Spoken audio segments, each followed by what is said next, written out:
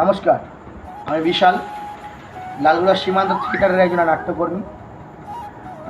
আগামী 22, 23, 24 অর্থাৎ শুক্র, শনি, রবি আমরা একটা নাট্য কর্মশালার আয়োজন করেছি। আমরা চাইছি সকল লালগোলাবাসী আমাদের এই কর্মশালায় অংশগ্রহণ করুক এবং নতুন কিছু ছেলেমেয়ে আমাদের এই নাটকের সঙ্গে যুক্ত হোক। আমাদের এই নাটকের প্রশিক্ষক হিসেবে থাকছেন বিশিষ্ট নাট্য ব্যক্তিত্ব, অভিনেতা ও নির্দেশক শ্রী গৌতম মজুমদার মহাশয় এবং শ্যামল দাস মহাশয়।